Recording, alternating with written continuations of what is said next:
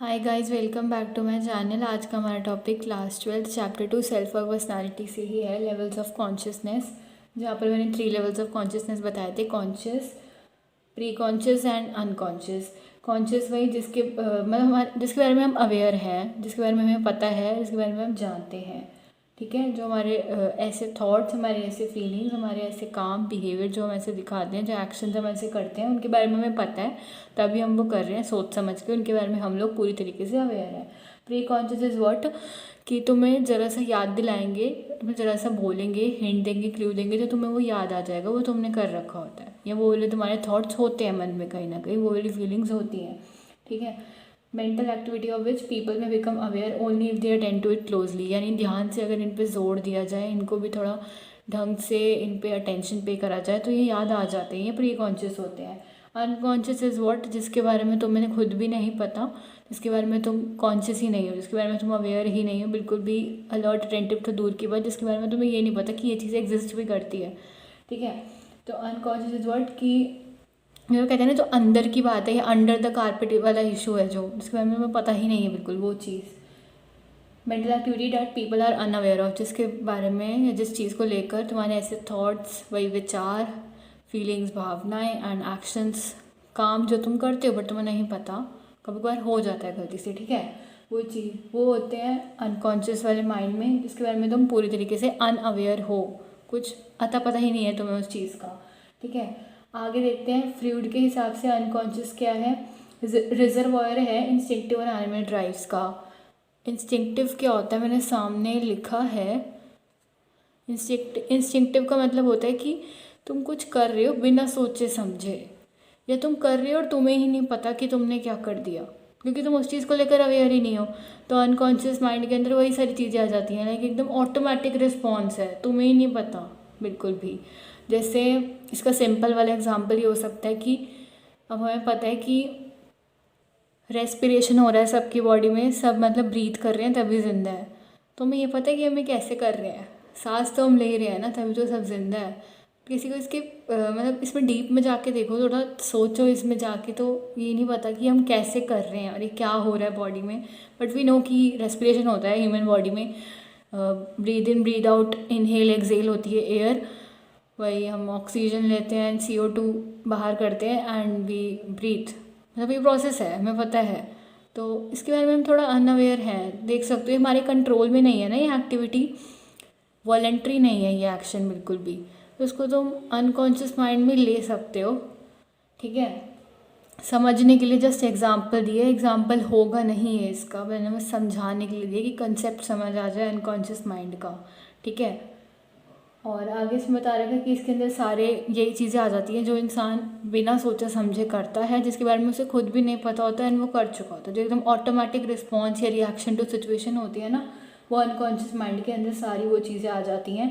और इसके अंदर सारे वो आइडियाज़ भी आते हैं, वो सारी हमारी इच्छाएँ भी आती हैं जो हम करना चाहते हैं, हमारी विशेज़ भी आती हैं वो सारी,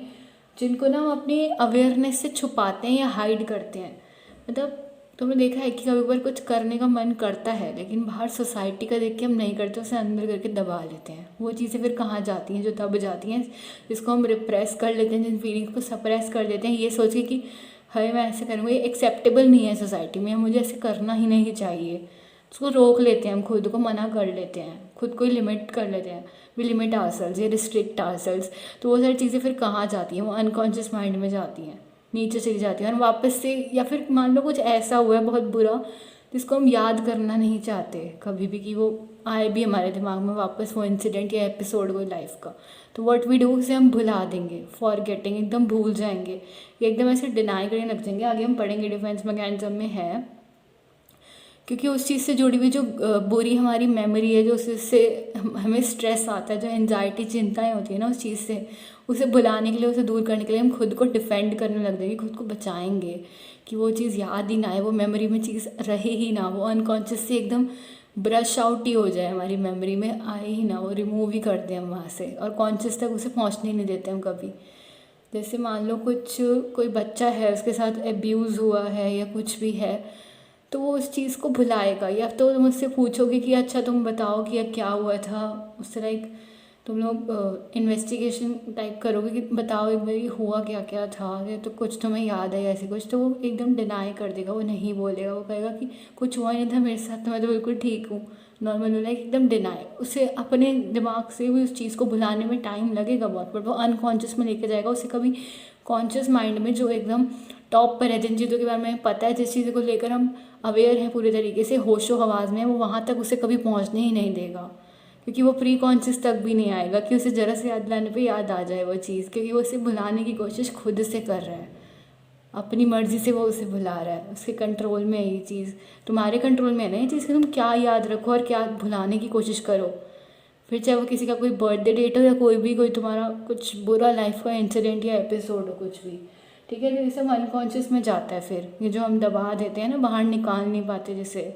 फिर चाहे वो सदियों का भरा हुआ कोई बैर है, किसी से गुस्सा है, दुश्मनी है, वो भी हो सकती है, ठीक है, कुछ भी हो सकता है, लाइक इंसान का मन है यार। तो उसको मतलब हम अनकॉन्शियस में लेके चले जाते हैं और कॉन्शियस अवेयरनेस से हाइड करते हैं, छुपाते हैं, दिखाते नहीं है बाहर, और अपने माइंड को भी उस चीज़ को लेकर अवेयर नहीं होने देते। दैट्स वाई एक्शंस में भी हम उसे फिर नहीं दिखाएंगे, क्योंकि वो अनकॉन्शियस माइंड में चला गया। क्यों? क्योंकि इनकी वजह से ऐसे आइडियाज़ और विशेस जिनसे मतलब उनको थोड़ी दिक्कत आने लगेगी, थोड़ा मतलब वो लाइक उनकी वजह से साइकोलॉजिकल कॉन्फ्लिक्ट फेस करने पड़ेंगे, जैसे मैंने बताया था साइकोलॉजिकल कॉन्फ्लिक्ट, यानी कि ऐसे मोटिव्स और ऐसी दो या दो से ज़्यादा नीड्स, या एक से ज़्यादा, मतलब basically more than two needs, जिनके बीच में उनको चूज़ कर पाना ना बहुत मुश्किल है। वो ये भी करना चाहते हैं, वो भी करना चाहते हैं, बट वो समझ नहीं पा रहे कि वो क्या करें दोनों में से। मतलब म्यूचुअली एक्सक्लूसिव है, दोनों एक साथ मैनेज भी नहीं हो सकते, दोनों को एक साथ साथ लेके चलना और करना भी मुश्किल है। तो ऐसे उनके नीड्स, मोटिव, डिज़ायर, तो उनकी वजह से दिमाग में एक तरह से साइकोलॉजिकल कॉन्फ्लिक्ट, बहुत दिक्कत आ रही है, क्योंकि इनकम्पैटिबल नीड्स है। वो साथ चलेंगे नहीं, साथ हो नहीं पाएंगे, तो साथ उनको लेके चलना और सोचना और एक डिसाइड करके एक नतीजे पर उतरना ना कि इन दोनों में से क्या करूँ मैं, वो चीज़ नहीं हो पा रही। तो उन चीज़ों की वजह से साइकोलॉजिकल कॉन्फ्लिक्ट हो रहा है कि अभी करना चाहिए कि नहीं करना चाहिए, करना सही है कि नहीं। तो वो चीज़ें क्या होती हैं, वो दबा देते हैं अपने अनकॉन्शियस माइंड में, उसे बाहर एक्सप्रेस नहीं करते और कॉन्शियस अवेयरनेस से उसे छुपा लेते हैं, क्योंकि उन चीज़ों की वजह से साइकोलॉजिकल कॉन्फ्लिक्ट हो रहे होते हैं, ठीक है। ऐसी उनकी कुछ आइडियाज़ और विशेस वो फिर अपने अवेयरनेस तक नहीं पहुंचने देते कि उसके बारे में उन्हें पता लग पाए खुद को भी कि हाँ, उनके दिमाग में ऐसे विचार भी आ सकते हैं, या उनकी ये इच्छाएं भी, ये चीज़ें करने की उनकी डिज़ायर्स भी हो सकती हैं, ऐसी इच्छाएं भी रख सकते हैं वो मन में। और ये सब आती कहाँ से है? सेक्सुअल डिज़ायर से, जिनको हम ओपनली एक्सप्रेस नहीं कर सकते बाहर अपनी सोसाइटी में। तो हम क्या करते हैं, उन्हें सिंपली दबा देते हैं, सप्रेस कर देते हैं, रिप्रेस कर देते हैं, मतलब एक रोक देते हैं बाहर आने से या बाहर दिखने से। समझ जाओ बस मैं क्या कहना चाह रही हूँ। फिर भी आई विल एक्सप्लेन। जैसे सेक्सुअल डिज़ायर्स, कभी कुछ करने का मन करा तो we don't do that, we don't express that feeling in our society, as we know it will not be acceptable, और हमें ही दोषी ठहरा दिया जाएगा, हमें ही कुछ मतलब लाइक हम पे कोई, ये कहते हैं ना, उंगली उठाना और आरोप लगना, वो वाली चीज़ हो जाएगी। तो हम वो चीज़ ना फिर बाहर दिखाएंगे ही नहीं, इस डर से भी नहीं दिखाएंगे, और हमें ना अंदर खुद भी नहीं पता होता, एक तरह से हम खुद भी बहुत कंफ्यूज होते हैं कि अच्छा हमें दिखाना चाहिए अभी इधर या नहीं दिखाना चाहिए। और बहुत बार तो ऐसा ही होता है कि हमें अंदर से पता है नहीं दिखाना चाहिए, बट कभी लाइक होता है ना कि मौका मिले भी तो भी हम बाहर नहीं करेंगे वो चीज़ अपने अंदर से, क्योंकि हमें पता है यहाँ पर ये चीज़ एक्सेप्टेबल नहीं होगी, तो हमें खुद को रोक के रखना है, हमें खुद को कंट्रोल करना है, वो चीज़ नहीं दिखानी बाहर। फिर चाहे वो कोई फीलिंग है, कोई ऐसा थॉट है, या कुछ गलत काम करने का मन कर रहा है, वो चीज़, ठीक है। इससे ज़्यादा डीप में जाना मेरे लिए भी ठीक नहीं रहेगा। बेसिकली ये कहना चाह रही है, ये सेक्सुअल डिज़ायर से आते हैं, जो लोग बाहर नहीं दिखाते, ओपनली एक्सप्रेस नहीं करते, खुल के करते हुए नहीं पाए जाते लोग बाहर ये चीज़ें, तो इसलिए वो इनको रिप्रेस कर लेते हैं, दबा लेते हैं, और अनकॉन्शियस माइंड में चला जाता है फिर वो। और लोग बार बार ना, जो ये अनकॉन्शियस अर्जेस होते हैं ना लोगों की, तो ऐसे कुछ एकदम से डिज़ायर है, उनकी इच्छा हुई है कुछ करने की, बिना सोचे समझे, बिना उसके रिजल्ट्स आगे कॉन्सिक्वेंस के होंगे वो देखे। तो ऐसे जो इम्पल्सेस होते हैं ना, अनकॉन्शियस इम्पल्सेस लोगों के, उनको बाहर एक्सप्रेस करने के लिए कभी कभार ना लोग, मतलब उनको बाहर एक्सप्रेस करने के लिए जो एक सूटेबल एक सही तरीका है ना सोसाइटी में, जिसे हम एक्सेप्टेबल वे कहते हैं ऐसी चीज़ों को दिखाने का, उसको ढूंढने के स्ट्रगल में ये लोग जुट जाते हैं, उसी चीज़ में ये लोग फंस जाते हैं। तो बार बार ये लोग उस स्ट्रगल को, उस प्रॉब्लम को फेस करते हैं, उस चीज़ से जूझते हैं कि क्या हो सकते हैं ऐसे कुछ सोशली एक्सेप्टेबल तरीके, ऐसे कुछ वेज जिसके थ्रू ऐसे अनकॉन्शियस इम्पल्सेस जो इनके हैं, डिज़ायर जो एकदम से अर्जेस आते हैं ना, इमीडिएट कुछ करने का मन कर जाए एकदम, लाइक बाहर पब्लिक प्लेस पे लोगों के सामने, तो उससे वो मतलब बिना सोचे समझे ऐसे ही कुछ ख्याल आ गया, ऐसे कोई डिज़ायर है, विश है, इच्छा है, किसी को देख कर कुछ उमड़ गया मन में, कुछ करने का मन कर गया, बिना उसके आगे रिजल्ट सोचे और बिना सोचे कि मैं बिना सोचे समझे कि क्या होगा इससे, मैं करूँगा ऐसे, तो उस इस स्ट्रगल में ही बहुत ज़्यादा फंस जाते हैं। इसी में वो लोग बहुत ज़्यादा सफ़र करते हैं क्योंकि उन्हें तरीके नहीं मिल पाते कि कुछ सोशली एक्सेप्टेबल तरीके क्या हो सकते हैं ऐसे अनकॉन्शियस डिज़ायर्स को बाहर एक्सप्रेस करने के लिए, ऐसे अर्जेस को बाहर दिखाने के लिए, ये दूसरे के सामने रखने के लिए, व्यक्त करने के लिए। तो उन इम्पल्सेस को ना क्या करते हैं, एक्सप्रेस ही नहीं करते। They keep those impulses away from being express. Then they decide what, कि अच्छा इसको तो बाहर दिखाना जो है एकदम गलत होगा, it will not be acceptable in our society and we will be judged. Basically हर चीज़ में ये सबसे पहले आता है कि कोई हमें जज ना कर ले, कोई हमारे बारे में एक बुरा विचार या अपने मन में कोई गलत इम्प्रेशन ना बना ले, तो हम वो चीज़ बाहर दिखाएंगे ही नहीं, हम वो चीज़ बाहर करेंगे ही नहीं, एज सिंपल एज दैट। तो उसे एक्सप्रेस करने का जो विचार है उसे ही दिमाग से हटा दो, वो चीज़ भी अपने आप हट जाएगी दिमाग से, and it will went into where, अपना अनकॉन्शियस माइंड, कॉन्शियसनेस में वो चीज़ आएगी ही नहीं। जब वो उस चीज़ के बारे में हम अवेयर नहीं होंगे, हमें पता नहीं होगा, हम जानते नहीं होंगे, वैसे वाले थॉट्स विचार आने नहीं देंगे अपने दिमाग में, तो वो ऑटोमेटिकली कहाँ मूव कर जाएगा, अनकॉन्शियस माइंड में। और जब रेजोल्यूशन नहीं हो पाता ना ऐसे साइकोलॉजिकल कॉन्फ्लिक्ट का, जब उसका रेजोल्यूशन करने में, उसका सोल्यूशन निकालने में हम अनसक्सेसफुल होते हैं, तो इसकी वजह से क्या आता है, अब नॉर्मल बिहेवियर दिखाने लगते हैं या मान अडेप्टिव बिहेवियर दिखाने लगते हैं। और जैसे आप देख सकते हो एनालिसिस ऑफ फॉरगेटिंग, भूल गए कुछ, जैसे मैंने वो बच्चे वाला एग्जांपल दिया था, चाइल्ड अब्यूज़ हुआ, बट जब उससे पूछा इन्वेस्टिगेशन के टाइम तो उसने नहीं बोला, वो एकदम डिनाई करने लग गया। फॉरगेटिंग, खुद ही ऐसे करना कि हाँ हम भूल गए, कुछ हुआ ही नहीं, एकदम भूल जाना। मिस प्रोनाउंसिएशंस, ये ना बड़ा इंपॉर्टेंट है, यहाँ पे फ्रूडियन स्लिप ऑफ टंग भी आता है। इसका मैं बताती हूँ, इसका नहीं ये होता है, तुम ना लाइक किसी टॉपिक पे कुछ बात हो रही है, ये कोई तुमसे कुछ पूछ रहा है और उस चीज़ के बारे में तुम जो कहना चाहते हो ना, तुम वो नहीं कहोगे, तुम्हारे मुंह से उस टाइम ना कुछ और ही गलत सा निकल जाएगा जो शायद तुम्हें नहीं कहना चाहिए था। फिर बाद में तुम पछता भी सकते हो कि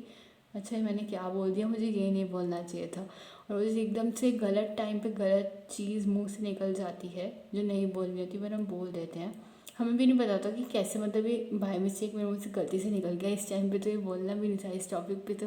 बात ही नहीं हो रही थी। तो बाद में वील रियलाइज़ कि वो हमारे मतलब वो चीज़ निकल के कहाँ से आती है, बेसिकली वो अनकॉन्शियस माइंड से निकल के आती है, जिसके बारे में हम खुद भी अवेयर नहीं होते। इसका एग्ज़ाम्पल है, बहुत एक क्लासिक एग्ज़ाम्पल है कि वुमेन है, बहुत टेंशन में है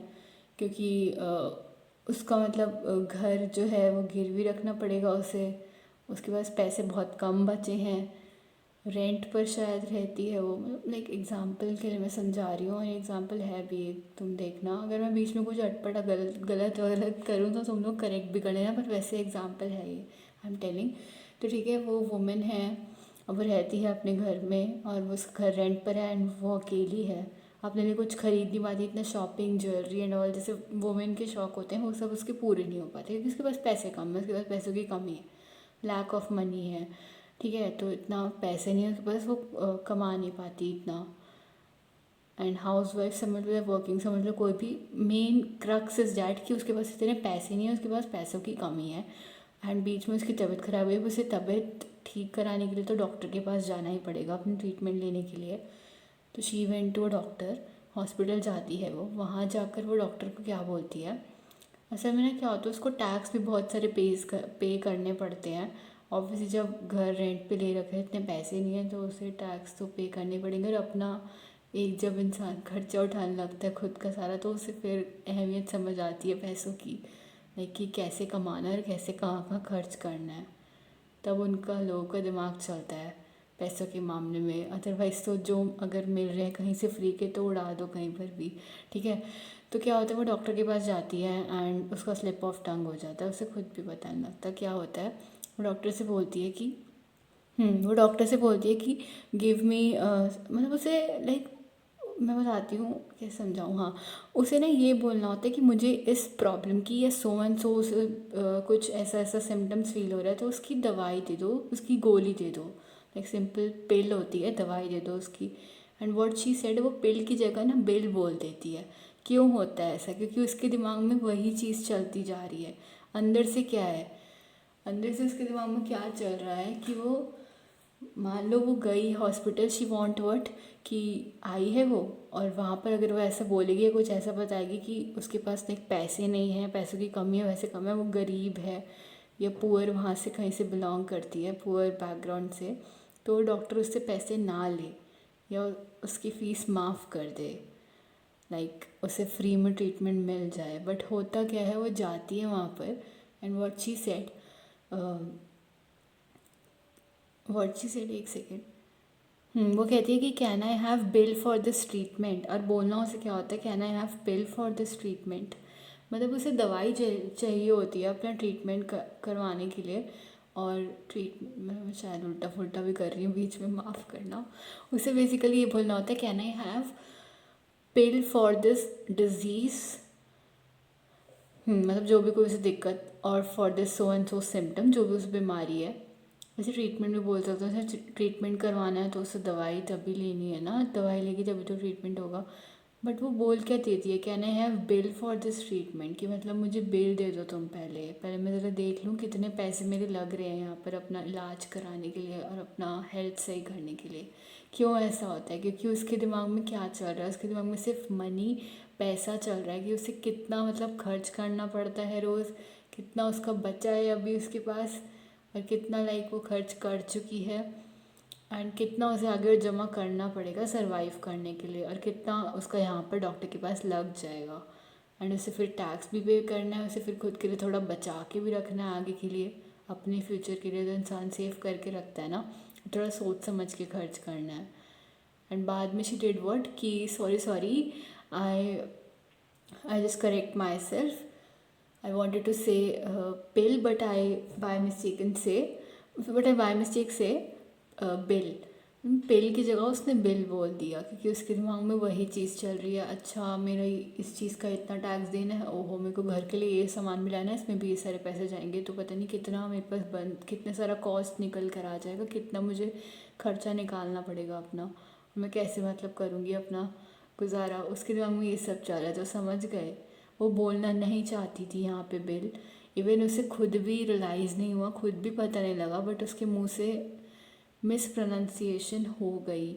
उसके मुंह से मिस प्रोनाउंसिएशन नहीं कहेंगे, उसके मुंह से लाइक स्लिप ऑफ टंग हो गया, एकदम से कब निकल गया उसे खुद ही नहीं पता लगा। मतलब इस टाइम पे जहाँ पर वो अपनी, लोग होते हैं अपनी हेल्थ को सबसे पहले सबसे ऊपर रखते हैं, हेल्थ के मामले में पैसे भी नहीं देखते। शी वॉज़ लाइक कि थोड़ा मतलब बचा के चलना है और अपने पास कम है तो उस हिसाब से ही खर्च करना है। तो शी डिड व्हाट, उसने पिल की जगह पर बिल बोल दिया, ठीक है। मैं कह रही हूँ फिर से, मुझे करेक्ट कर देना अगर मैंने एग्जाम्पल में कोई गड़बड़ करी है तो। वैसे मैंने एग्जाम्पल सही दिया है, मेन तो मैं समझा दिया कि कैसे होता है slip of tongue. Miss pronunciation is what, कोई वर्ड है तो मुझसे, कोई वर्ड है तुम उसे बोलना चाह रहे हो पर तुम उसे सही तरीके से नहीं बोल रहे हो, उसका कोई और ही कुछ और वर्ड उल्टा बना के बोल रहे हो। And both words are different, और दोनों का अलग अलग मीनिंग है। एंड जो तुम उस टाइम बोल दोगे वो उस टाइम तुम्हारे दिमाग में चल रहा है, तुम्हारे अनकॉन्शियस माइंड से एकदम से निकल के आ गया और तुम्हें भी नहीं पता लगा। दिमाग में चल रहा है इसका मतलब ये नहीं कि तुम इसके बारे में अवेयर हो, नहीं। हमारे दिमाग में अनकॉन्शियस माइंड वाली चीज़ें भी चलती हैं, उनके बारे में हमें इतना पता नहीं होता। कहते हैं ना, मन की अंदर की बातें हैं, इनके बारे में हमें पता नहीं है, इनके बारे में हम इतना अवेयर नहीं है। बट हम इसे जान के बाहर कभी दिखाते नहीं है, एक्सप्रेस नहीं करते, कि हमें लगता है कहीं कुछ गलत ना हो जाए, कहीं ये एक्सेप्टेबल नहीं होगा बाहर ये। वही सारे जो हमने देखे अभी, sexual desires and all, wishes थोड़ी वैसी गंदी वाली भी, और मतलब किसी को लेकर कुछ बहुत बुरा मन में है बट हम उसे बाहर बोलेंगे नहीं। अनकॉन्शियस माइंड से तुम ये भी समझ सकते हो कि सामने कोई आ गया ऐसा इंसान जिससे तुम्हें बहुत ज़्यादा नफरत है, लाइक ठीक है, तुम उसे बिल्कुल पसंद नहीं करते, उसकी शक्ल भी देखना चाहते, बट वो सामने आ गया और तुम्हारे दोस्त का वो दोस्त है, मतलब तुम्हारा एक अच्छा दोस्त है, और जो तुम्हारा वो अच्छा दोस्त है वो उसका अच्छा दोस्त है बहुत। व्हाट आई मीन टू से इज़ कि एक कोई है लड़की, तुम्हारी बेस्टी की वो अच्छी फ्रेंड है, और तुम्हारी बेस्टी और तुम अच्छी फ्रेंड हो ही तभी तो तुम्हारी वो बेस्टी है। तो तुम्हारी बेस्टी की फ्रेंड है, तुम्हारी बेस्टी उससे तुम्हें मिलवाती है एंड यू आर लाइक कि अच्छा ये कि यहाँ पर आ गई, इसको तो मतलब बहुत डिसलाइक करता है, इससे तो नफरत है, इससे तो बात ही नहीं करनी, इसकी शक्ल भी नहीं देखनी, तो मैं ऐसे मतलब उसको लेके बैर है मन में, ऐसे लेके नफरत भरी पड़ी है। And you did what, intro में ही कुछ ना कुछ मुँह से फालतू बोल दिया, कुछ ना कुछ गलत निकल गया उसके बारे में। मैं एक उसने कहा कि लो इससे मिलो, मेरी दोस्त है ये भी, एंड यू सेड व्हाट, तुम यहाँ कब और कैसे और क्यों आ गई, लाइक ऐसे कुछ उल्टा सीधा से निकल गया। खुद ही बाद में रियलाइज़ हुआ कि ओह मैंने क्या बोल दिया, मुझे क्या बोलना चाहिए था। ये भी अनकॉन्शियस से ही निकल के आया है। कुछ एग्जाम्पल्स हैं मतलब लाइक अनकॉन्शियस माइंड को समझने के लिए। मिस प्रोनाउंसिएशन इज़ वर्ड कि किसी वर्ड को तुमने गलत तरीके से प्रोनाउंस करा है, सही तरीके से प्रोनाउंस नहीं करा है, grammar and all sentence formation गलत हो रहा है, और वो वर्ड बोल दिया तुमने वही जो तुम्हारा अनकॉन्शियस माइंड से निकल कर आया, जिसके बारे में तुम खुद भी अब इतने अवेयर नहीं हो, एंड बाद में you came up to realization, तुम्हें बाद में पता लगता है कि अच्छा मैंने क्या बोल दिया है, कि ये तो मुझे अभी बोलना भी नहीं चाहिए था, ये बोलने का सही टाइम भी नहीं था, बट आई सेड इट, मैंने बोल दिया तब भी ये चीज़। जोक्स एंड ड्रीम्स, अब जोक्स मारते हैं ना जो लोग, इसमें भी बहुत ज़्यादा अनकॉन्शियस माइंड से ही चीज़ें निकल के आती हैं, वही तुम्हारी डबल एंड ट्रिपल मीनिंग वाली। ज़्यादातर इसमें भी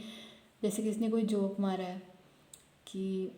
इसने वो कर लिया, इसने ये कर लिया, अब इसने वो ये कर लिया में कुछ नॉर्मल, उसने खाना खा लिया, कुछ अपना काम कर लिया, वो सब चीज़ें नहीं आएंगी ना, पहले दिमाग में कुछ और ही आएगा कि क्या कर लिया इसने।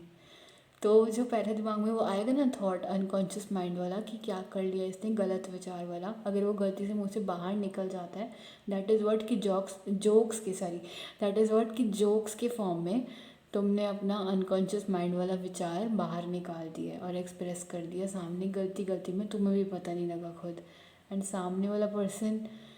मे बी उसे नोटिस कर गया है या उसे इग्नोर कर गया है वो भी, क्योंकि इग्नोर तो वैसे वो तभी कर पाएगा जब उसके दिमाग में भी कुछ वैसा ही उल्टा विचार चल रहा हो, ठीक है। एंड नोटिस तब कर लेगा जब उसने अपना उल्टा विचार जो है दबा लिया अनकॉन्शियस माइंड में, हाँ उसने अपना उल्टा विचार दबा लिया अनकॉन्शियस माइंड में, तुम्हारा ध्यान से सुन लिया होगा कि वो खुद अपना कॉन्शियसनेस में पूरा अवेयर है, ठीक है। और dreams providers with means to approach, dreams जैसे हम सपने जो देखते हैं ना, वो भी वही सारे अनकॉन्शियस माइंड से जुड़े होते हैं जो हम देख रहे हैं। जैसे हमने ड्रीम एनालिसिस देखा ना ऊपर, फ्रूड जो सिगमंड फ्रूड यूज़ करते थे बहुत ज़्यादा लोगों का देखने के लिए कि उनके अनकॉन्शियस माइंड में अंदर का जो उनका दिमाग है जिसके बारे में वो खुद भी इतने अवेयर नहीं है, उसमें उनका क्या क्या चल रहा है, क्या क्या विशेस, थॉट्स, डिज़ायर्स, फीलिंग्स उनके हैं वहाँ पर, क्या क्या चीज़ें उन्होंने अपने अंदर दबा रखी हैं जो वो बाहर निकालते नहीं है, एक्सप्रेस नहीं करते, सोसाइटी की वजह से, उनके आसपास के माहौल की वजह से, मतलब वो मौका नहीं मिल पाता, और उनमें भी इतना कॉन्फिडेंस नहीं होता कि वो बाहर उसे दिखा सके। कॉन्फिडेंस की क्या बात, असल में आसपास जज करने वाले बहुत हैं तो इसलिए वो उसे निकाल ही नहीं पाते, और लाइक रूल्स के हिसाब से ये चीज़ बाहर निकालने और दिखाने वाली होती भी नहीं है, कोई सेक्सुअल डिज़ायर है कुछ है। तो ड्रीम से वी कैन फाइंड, और ड्रीम से we can reach up to the way to our unconscious mind, कि उसमें क्या क्या विचार है, उसमें क्या क्या चल रहा है, कि सपने में भी वही सारी चीज़ें आती हैं, वही सब हम देखते हैं जो हमारे मन में सारा चल रहा होता है, कि जो हम आगे कभी करना चाहते हैं पर अभी नहीं करते क्योंकि हमें टाइम सही नहीं लगता बाहर उसे दिखाने के लिए, या हमारी उम्र सही नहीं होती उस चीज़ को बाहर उस टाइम पे एक्सप्रेस करने के लिए, और हमारी सोसाइटी उस टाइप की नहीं होती कि हम उस चीज़ को बाहर एक्सप्रेस कर पाएँ, दिखा पाएँ, ठीक है। फ्रूड ने डेवलप करा थेरेप्यूटिक प्रोसीजर जिसका नाम है साइको एनालिसिस। साइको एनालिसिस का मतलब है कि ये मेथड है जिसमें तुम किसी को ट्रीट कर रहे हो, किसी की मेंटल इलनेस को, किसी की दिमागी बीमारी को, दिमागी हालत को सही कर रहे हो तुम, क्या करके उसके पास्ट एक्सपीरियंसेस, उसने पिछला क्या क्या फेस करा है, किन किन चीज़ों से वो गुजरा है, किन किन सिचुएशन में वो फंसा था, क्या क्या उसने देखा अपनी लाइफ में, वो सब उससे पूछ कर, उसकी फीलिंग्स क्या क्या हैं, उसके सपने क्या क्या देखे उसने, ये सारा उससे पूछ कर, ये जानने के लिए और इस बात का पता करने के लिए कि क्या चीज़ है जो उसको बीमार बना रही है दिमाग से, ये क्या चीज़ है जो उसे बेसिकली परेशान कर रही है। This is what psycho analysis, और इसका गोल क्या होता है, बेसिक इसका मकसद क्या है। साइको एनालिटिक थेरेपी का मेन ये है कि ये तुम्हारे रिप्रेस्ड अनकॉन्शियस मटेरियल्स जो तुमने अंदर चीज़ें दबा रखी है, जिनको तुम बाहर निकालते नहीं हो, ये उनको लेकर आता है तुम्हारे कॉन्शियसनेस में, अवेयरनेस में, उनके ऊपर थोड़ा एम्फोसिस, थोड़ा जोर डालेगा, और फिर तुम्हें याद आएगा, पता लगेगा कि अच्छा मैंने ये चीज़ कभी करने की सोची थी और मैंने फिर इस थॉट को अंदर दबा लिया था, मैंने इसे बाहर एक्सप्रेस नहीं किया था। और ये एक सेकेंड, हाँ, ये बाद में उन लोगों को हेल्प करेगा कि वो थोड़ा और ज़्यादा सेल्फ अवेयर मैनर में ना जीना सीख जाएं, और थोड़ा अपने विचारों को इकट्ठा करके कंबाइन करके ढंग से उनके बारे में उससे पता हो, थोड़ा सेल्फ अवेयर हो जाए, वो खुद को लेकर थोड़ा अवेयर हो जाए, अपने बारे में उन्हें सब कुछ पता हो कि अच्छा हाँ, मेरे अंदर कभी ये फीलिंग्स और थॉट्स भी आते थे जो मैंने रिप्रेस कर दिए थे, बाहर दिखाए नहीं थे डर के मारे, और इन्हें मैंने दबा लिया था अंदर, उसे खुद भी पता लगे। और फिर वही चीज़ जब उसके सपने में आती हैं तो उसे बड़ा अजीब लगता है। लाइक कुछ लोग डरावने सपने भी देखते हैं। अनकॉन्शियस में फ्रूड के हिसाब से तो ये है कि तुम्हारा मेन सेक्सुअल डिज़ायर्स ही आएगा, और आता भी वही है, क्योंकि वही ऐसी चीज़ है जो बाहर दिखाते नहीं हैं लोग ओपनली, पर अंदर अंदर वो विचार चल रहे होते हैं, ठीक है। लेकिन अनकॉन्शियस में और भी बहुत कुछ आ सकता है। तुम्हें लाइक कुछ कहना है किसी को उस टाइम, पर तुम कहोगे नहीं, तुम्हें लगेगा यार चल छोड़, मैं क्या ही कहूँ, इसे सही नहीं लगेगा इसको भी, और मेरा भी बोलना ठीक नहीं होगा अभी भी, चाहे वो किसी भी टॉपिक से रिलेटेड कोई भी बात हो सकती है। तुम्हें किस चीज़ के रिगार्डिंग बहुत डर लगता है या ऐसा कुछ है, लाइक वहम है कुछ ऐसा कि ऐसा ऐसा होगा तो ये हो जाएगा, पर तुम उसे बाहर बोलोगी नहीं, अंदर रखोगे और उसे इतना मानोगे नहीं, उस पर इतना गौर नहीं करोगे, तो ये सब चीज़ें भी अनकॉन्शियस में आ सकती हैं। बेसिकली कौन सी चीज़ें जिनके बारे में हम इतने अवेयर नहीं हैं, इतने क्या हम उनके बारे में हम अवेयर हैं ही नहीं। Mental activity that people are unaware of, ठीक है। देन आते हैं स्ट्रक्चर ऑफ पर्सनालिटी पे। स्ट्रक्चर ऑफ पर्सनालिटी में है फ्लूइड की थ्योरी के हिसाब से प्राइमरी स्ट्रक्चर एलिमेंट्स जो होते हैं पर्सनालिटी के, वो 3 होते हैं, इड, ईगो, सुपर ईगो। अब ये बहुत ज़्यादा इंपॉर्टेंट टॉपिक है, इसके ऊपर हमेशा क्वेश्चन पूछा जाता है, तो ये गलती से भी छोड़ के नहीं जाना, और लंबा लंबा टॉपिक चलेगा वैसे मैं id, ego, super ego and libido जब आएगा वहीं तक करा रही हूँ, उसके बाद नेक्स्ट में we'll do ego defence mechanism, ठीक है। अब ये तीनों क्या हैं, ये तीनों फोर्सेस हैं, एनर्जीज़ हैं हमारी, इड, ईगो, सुपर ईगो। मतलब ये नहीं कि असली में एग्जिस्ट करती है, हम इन्हें देख सकते हैं, टच कर सकते हैं, नहीं, अंदर है, हमारे हर इंसान के अंदर पाई जाती है। कहाँ? उसके अनकॉन्शियस माइंड के अंदर ये तीनों फोर्सेस हैं। और इसको तुम ऐसे समझ सकते हो कि लोग किस तरीके से बिहेव करते हैं, ये लोग बाहर दिखाते क्या हैं, किस तरीके से लोग एक्शन करते हैं, कैसे वो एक्ट करते हैं सोसाइटी में, ठीक है। अब इड, ईगो, सुपर ईगो एक कॉन्सेप्ट हैं, ये कोई रियल फिजिकल स्ट्रक्चर्स नहीं है, जैसे कि मैंने कहा कोई चीज़ें नहीं है कि तुम अच्छा किसी के दिमाग में घुस के देखोगे तो तुम्हें माइंड या ब्रेन के पार्ट्स में, तो माइंड तो वैसे एग्जिस्ट ही नहीं करता, वो तुम्हारा मन है, मतलब लाइक तुम्हें वहाँ पर वो चीज़ें दिखने लग जाएंगी, एग्जिस्ट करती हुई फिजिकल स्ट्रक्चर मिलेंगी, नहीं ऐसा कुछ नहीं है, जस्ट कंसेप्ट हैं समझने के लिए कि हाँ इंसान के मन में अंदर की बातों में जो अनकॉन्शियस माइंड निकल के आता है उसके अंदर ये 3 फोर्सेस हैं, इड, ईगो, सुपर ईगो। तो उसको कितना कंफ्यूज मत होना, बस ये कॉन्सेप्ट अच्छे से पता होना चाहिए। हमारा कॉन्शियस, हमारा विल होता है ना, उसमें हमारे कुछ मोरल वैल्यूज़, एथिक होते हैं, हमें पता होता है क्या करना है क्या नहीं करना, ये क्या अभी करना सही होगा और क्या अभी नहीं करूँ तो अभी रुक सकता हूँ, मतलब अभी ये करना सही नहीं है। वैसे ही अनकॉन्शियस माइंड में भी क्या है, id, ego, super ego forces हैं, ये तीनों एनर्जीज़ हैं, इनको डिटेल में डिस्कस करेंगे। पहले आता है इड। इड वो वाली इंस्टिंक्चुअल एनर्जी है,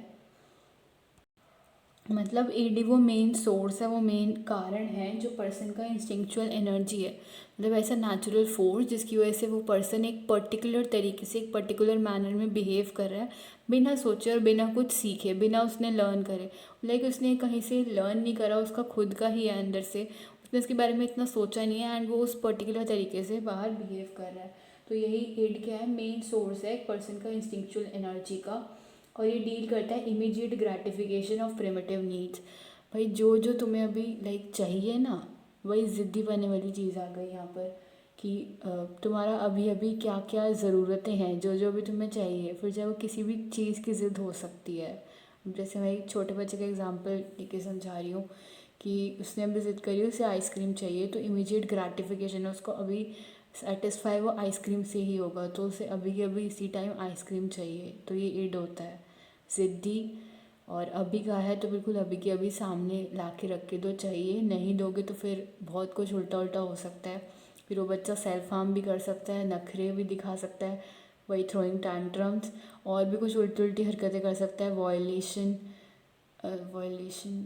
ऑफ अदर राइट्स, या वायलेशन ऑफ अदर राइट्स, वही फिज़िकल हार्म कर सकता है किसी और को भी, सेल्फ हार्म नहीं करेगा तो।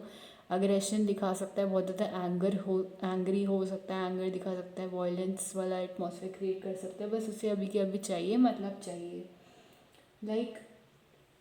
सेक्सुअल डिज़ायर्स भी आ जाएंगे, एग्रेसिव इम्पल्सेस है मैंने बताया। और ये प्लेजर प्रिंसिपल पे काम करता है, मेन इंपॉर्टेंट चीज़। इसका मतलब ये कि लोगों को ना बस सुख और सुख और सुख की ही प्राप्ति चाहिए, जो जिस चीज़ को करने से उन्हें अभी जस्ट बिल्कुल इमीडिएट टाइम में बिल्कुल अभी के अभी ऑन द स्पॉट खुशी मिलेगी, या जो करके वो खुश हो जाएंगे, उन्हें बस वही चीज़ करनी है। और उन्हें पेन, ये दुख दर्द चीज़ें, या उस चीज़ को अभी ना करने वाला जो दुख होता है ना, कि अच्छा मेरे को ये अभी करना था, मैंने इसको अभी करने का सोचा था, तो मैं इसको अभी के अभी ही करूँगा, और जो मैंने इसको अभी नहीं करा तो उससे जो मुझे पेन मिलेगा, जो दुख दर्द होगा कि अच्छा ये तो डीले कर दिया ना मैंने अपनी ग्रेटिफिकेशन को, अपनी नीड को, या मेरी ये चीज़ अभी सेटिस्फाई नहीं हुई, मेरी ये ज़रूरत, तो उससे मुझे कुछ ना कुछ तो दिक्कत आएगी। ये चीज़ मुझे अभी चाहिए थी, ये चीज़ मुझे अभी नहीं मिली, मुझे वेट करना पड़ गया। तो उस पेन को, उस दर्द को करते हैं अवॉइड, और उन्हें क्या चाहिए होता है, जस्ट प्लेजर, वही वाला सुख, वही वाली हैप्पीनेस चाहिए होती है अपनी, वो इमीडिएट ग्रेटिफिकेशन को पूरा करके। फ्रूड ने कंसिडर करा है कि पर्सन की ज़्यादा से ज़्यादा, मतलब मच और मोस्ट ऑफ द, अगर देखा जाए तो ये पर्सन की इंस्टिंक्चुअल एनर्जी क्या होती है, सेक्सुअल होती है या तो,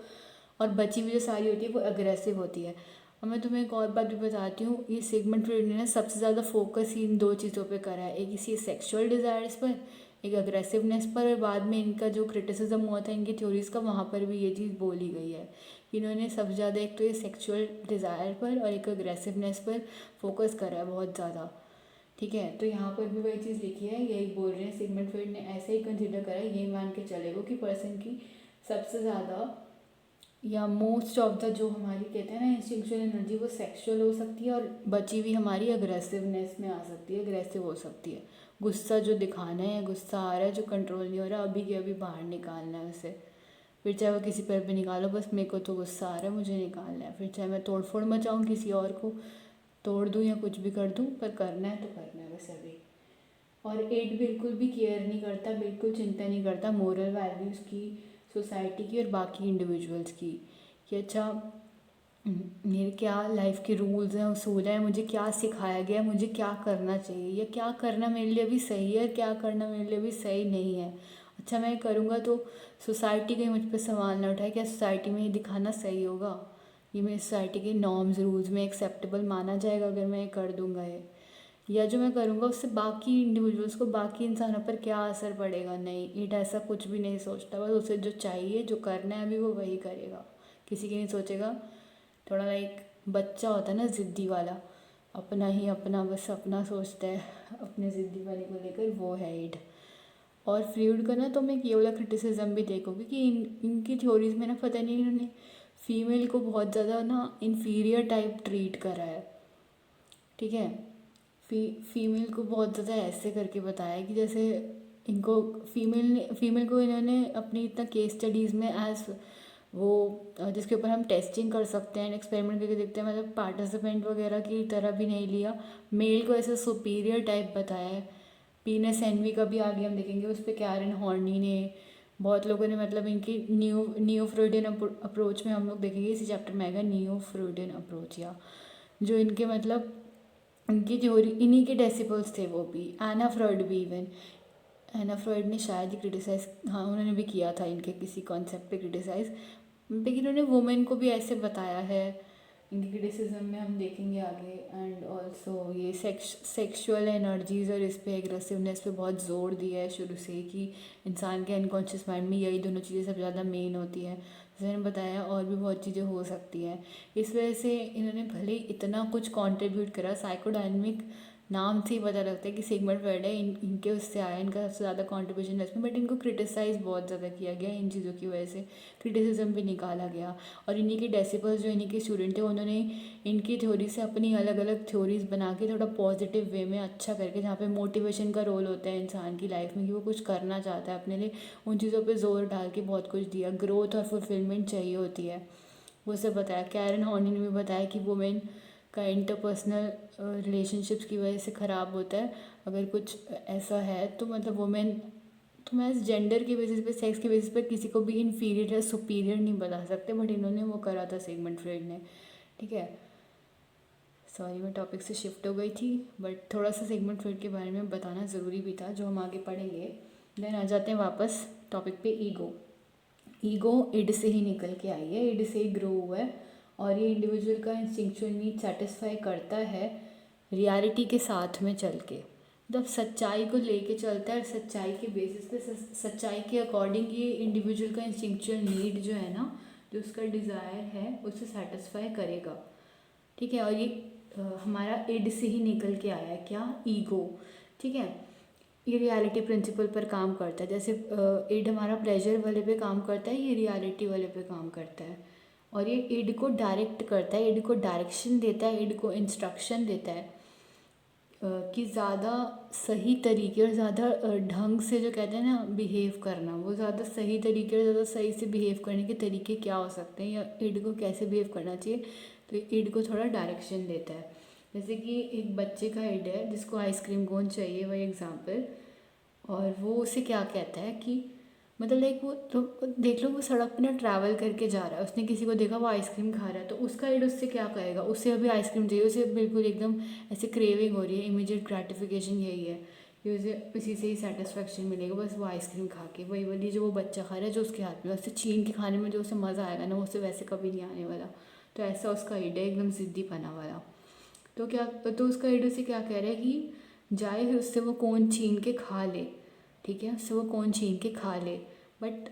इन रियलिटी देखा जाए तो ये चीज़ सही नहीं है। तुम अपना जाके खरीदो और खा लो। ठीक है, इंस्टेड ऑफ जो कोई खा रहा है, तुम्हें एकदम से अभी की अभी चाहिए, तुम्हारा खाने का मन कर रहा है, तुम उससे छीन के खा लो। नहीं, थोड़ा अक्ल भी, मतलब थोड़ी अक्ल भी तो होनी चाहिए ना। तो उसकी ईगो उस बच्चे को क्या कहेगी कि अगर वो कौन वहाँ जाके छीनता है ना उससे बिना पूछे, चल तुम्हें खाने का मन भी कर रहा है तो हम ये भी कर सकते हैं ना कि लाइक जो वो खा रहा है, वी कैन आस्क कि तुम मेरे साथ शेयर कर लो या मुझे भी दे दो। नहीं, तुम सीधा जाके वो वहाँ उससे छीन के उसका कौन खा लोगे, ये तो एकदम मतलब एथिकली रॉन्ग वाली चीज़ हो गई ना, गलत है। तो यही इसमें लिखा हुआ है कि उसकी ईगो उस बच्चे को क्या कहती है कि अगर वो जाके वहाँ कौन उससे छीन लेगा ना आइसक्रीम का बिना पूछे, तो उससे पनिशमेंट मिल सकती है। अब सामने वाला भी कोई, जो कहते हैं ना, पुतला नहीं बैठा, वो भी कोई डम्मी नहीं है, कोई दुन्ना इंसान डम्ब नहीं है, वो भी कुछ ना कुछ स्ट्रिक्ट एक्शन ले सकता है फिर तुम्हारे खिलाफ। वो एक आध बजा दे फिर उस बच्चे की, फिर क्या होगा,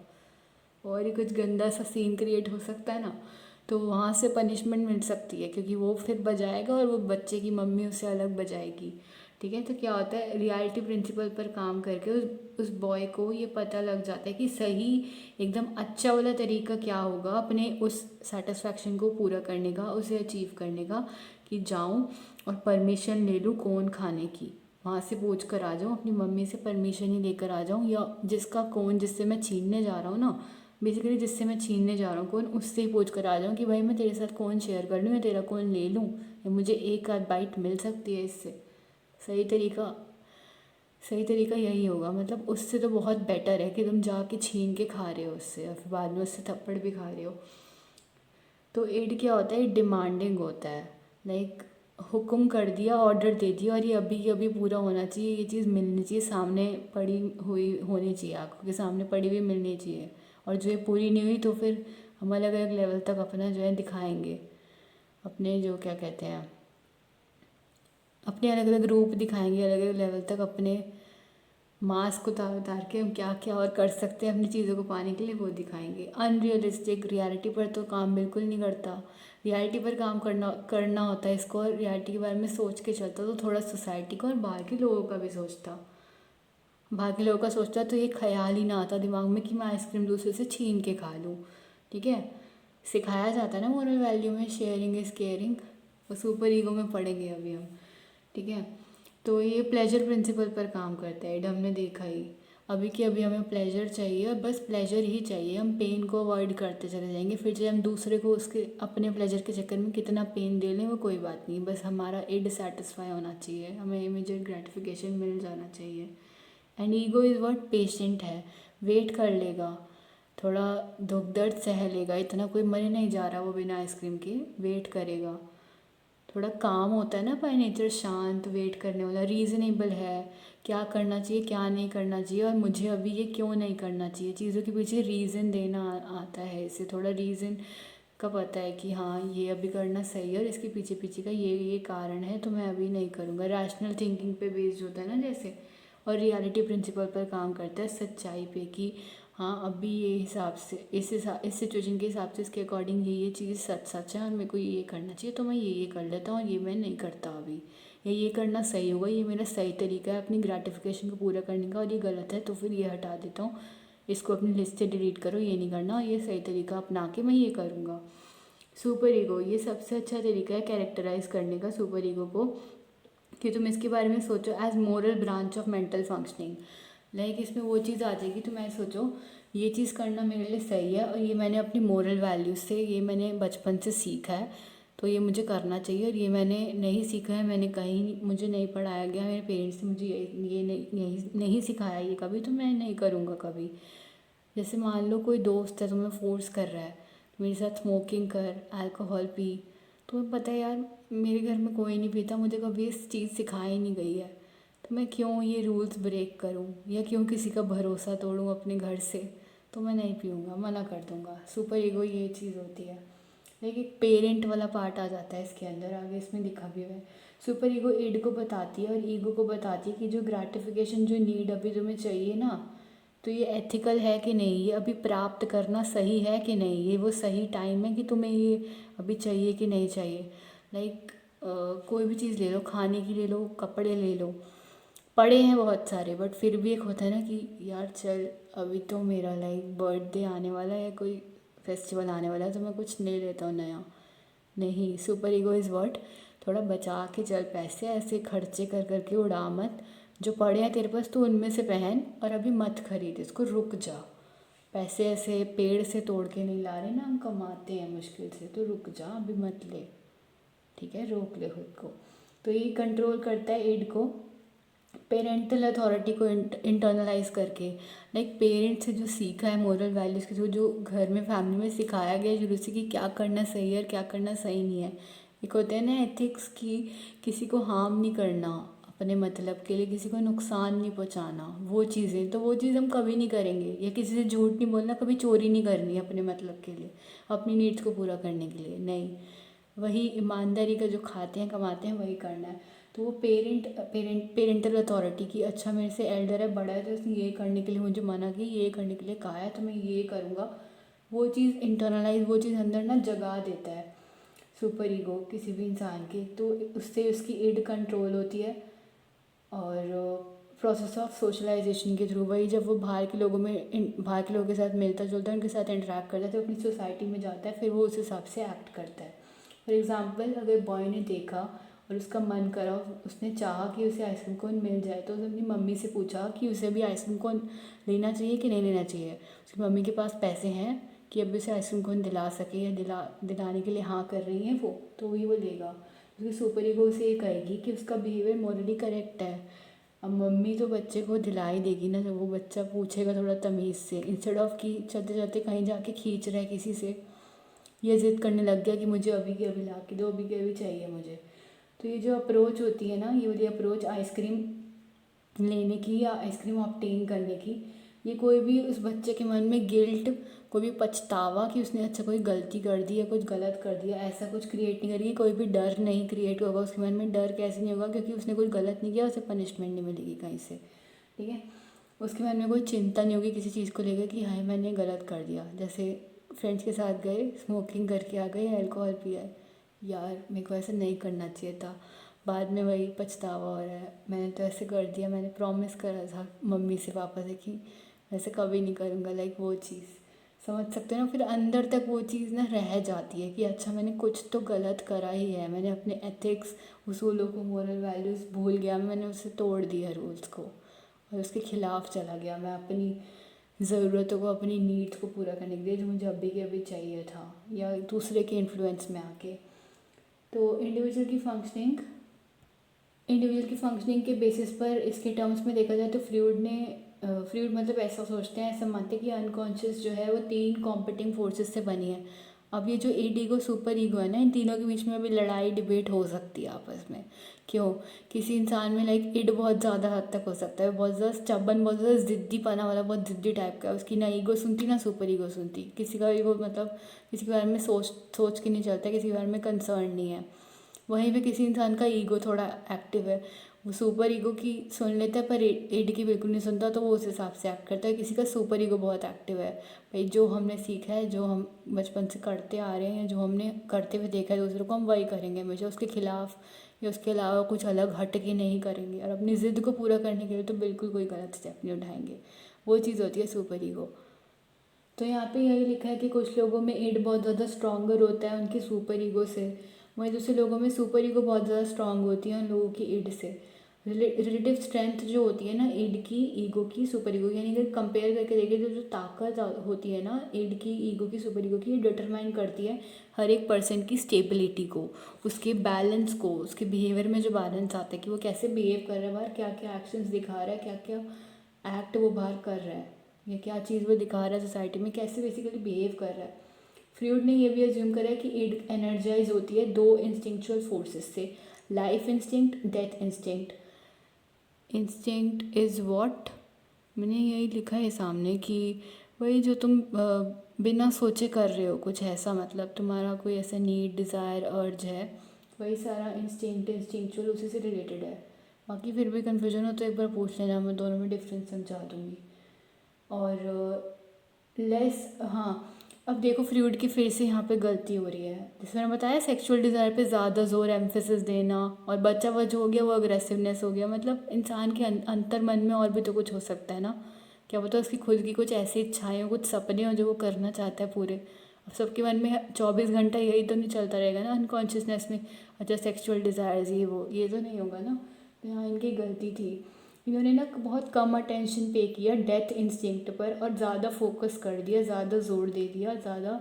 अटेंशन पे कर दिया लाइफ इंस्टिंक्ट पर, जिसको हम सेक्सुअल इंस्टिंक्ट के नाम से भी जानते हैं, लाइक सेक्सुअल डिज़ायर्स के नाम से भी जानते हैं। इंस्टिंक्चुअल लाइफ फोर्स जो कि एनर्जाइज करता है इड को, वो है लिबिडो। इड में एनर्जी कहाँ से आती है? लिबिडो नाम की चीज़ से, ठीक है। लिबिडो क्या है? ये भी वही ईड की तरह प्लेजर प्रिंसिपल ही काम करेगा, सुख की प्राप्ति, और उसके चक्कर में दूसरों को दुख की प्राप्ति करा लो, कोई बात नहीं, बस अपना सुख मिलना चाहिए, वो अपनी जो नीड्स हैं अभी जो मांगा है ना वो मिल जाना चाहिए, पूरा हो जाना चाहिए, वही इमीडिएट ग्रेटिफिकेशन चाहिए। अभी के अभी मेरे को इस चीज़ में सेटिस्फैक्शन लाना है, मेरे को अभी के अभी ये चीज़ सामने चाहिए, खानी है, पीनी है, बस हो जानी चाहिए, फिर चाहे किसी भी हद तक जाना पड़ जाए, प्राप्त करनी है ये चीज़, ये नीड तो पूरी होनी चाहिए। This is what id is. तो ये इंस्टिंक्चुअल लाइफ फोर्स है जो कि एनर्जाइज करता है, इड को ताकत देता है, लिबिडो। इड कहाँ से आया? लिबिडो से आया, और लिबिडो एनर्जी किसको दे रहा है? इड को दे रहा है। Instinctual life force that energises the id is called libido. कोई भी कन्फ्यूजन है इस पूरे टॉपिक में प्लीज़ पूछ लेना, कोई वर्ड, कोई डेफिनेशन कुछ भी समझ ना आया हो ना, प्लीज़ पूछ लेना। अगला टॉपिक बहुत ज़्यादा इंपॉर्टेंट है, इससे तो हमेशा क्वेश्चन पूछा ही जाता है, 3 नंबर का, 4 नंबर का, 6 नंबर का भी आ सकता है, और इसके ऊपर इतने सारे एग्जाम्पल्स हैं ना, जितने हो सकेंगे आई विल गिव, वरना डिस्क्रिप्शन में छापूंगी मैं बहुत सारे। ईगो डिफेंस मैकेनिज्म बहुत इंटरेस्टिंग टॉपिक है, तो इतने पार्ट में कुछ भी समझ ना आया हो please be very free to ask, कोई पर्टिकुलर चैप्टर समझना साइकोलॉजी का वो भी पूछ लेना। और इतना सुनने के लिए thank you so much for watching.